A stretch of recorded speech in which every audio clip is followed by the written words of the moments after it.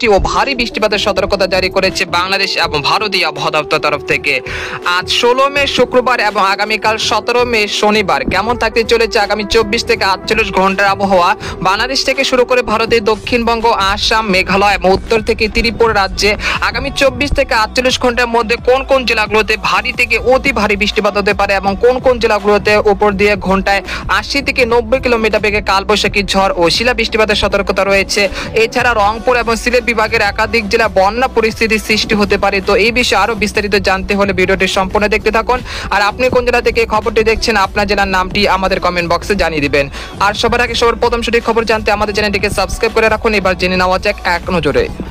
বন্ধুরা, এই পর্যায়ে আমরা সরাসরি উপগ্রহ চিত্রে চলে আসলাম। তো এখান থেকে আপনারা দেখতে পাচ্ছেন যে এই মুহূর্তে ঢাকা, খুলনা, বরিশাল, চট্টগ্রাম এই অঞ্চলগুলোতে তীব্র ভ্যাপসাগর অনুভূত হচ্ছে। সেই সাথে দেখা যাচ্ছে যে বৃষ্টি ও বজ্রসহ কালবৈশাখী ঝড়ের সম্ভাবনা যেটা আজ রাতের মধ্যে হতে পারে। তো এই মুহূর্তে দেখা যাচ্ছে যে টাঙ্গাইল, কালিহাটি, সিরাজগঞ্জ, বাণীস্থলী, ভালুকা, কিশোরগঞ্জ, কটিয়াদি, কাপাসিয়া এই অঞ্চলগুলোতে বৃষ্টি ও বজ্রসহ কালবৈশাখী ঝড় চলছে, যেগুলো আজ রাতের মধ্যে বা আর কয়েক ঘন্টার মধ্যে ঢাকা বিভাগের ডেমরা, নরসিংদী, তারপর রয়েছে টঙ্গী, রূপগঞ্জ, তারপর রয়েছে সিদ্ধিরগঞ্জ, তারপর রয়েছে মানিকগঞ্জ, একই সঙ্গে দোহার, মুন্সিগঞ্জ, নারায়ণগঞ্জ, শিবচর, মাদারীপুর, ফরিদপুর, শিবালয়, বালিয়াকান্দি, পাংশা এই অঞ্চলগুলোতে আর কয়েক ঘন্টার মধ্যে বৃষ্টি ও বজ্রসহ বৃষ্টিপাতের পূর্বাভাস রয়েছে। একই সঙ্গে দেখা যাচ্ছে ব্রাহ্মণবাড়িয়া, তারপর রয়েছে হাবিবগঞ্জ, কামালগঞ্জ, মৌলভীবাজার, কোলাউড়া, বালাগঞ্জ এই অঞ্চলগুলোতে আজ রাত 12টার মধ্যে বৃষ্টি ও বজ্রসহ কালবৈশাখী ঝড় হতে পারে।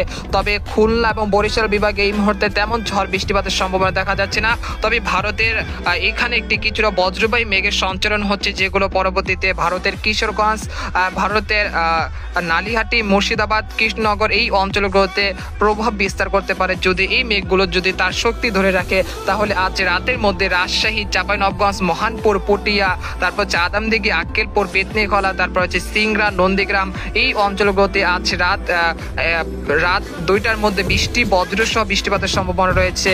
তবে এই মেঘগুলো যদি তার শক্তি আরো ধরে রাখে এবং শক্তি অর্জন করে রাখে তাহলে কিন্তু আজ রাতের দিকে খুলনা এবং বরিশাল বিভাগেও কিন্তু বৃষ্টি ও বজ্রসহ বৃষ্টিপাতের সম্ভাবনা রয়েছে। তাই আপনারা বৃষ্টি এবং তাই আপনারা একটি স্বস্তি বৃষ্টির জন্য মহান আল্লাহর কাছে দোয়া করতে পারেন, যেহেতু এই যে বৃষ্টিপাত যেটা আসতেছে সেটা যদি তার শক্তি ধরে রাখে তাহলে পরবর্তী সময় খুলনা, তারপর বরিশাল, রাজশাহী বিভাগেও বৃষ্টিপাতের সম্ভাবনা রয়েছে।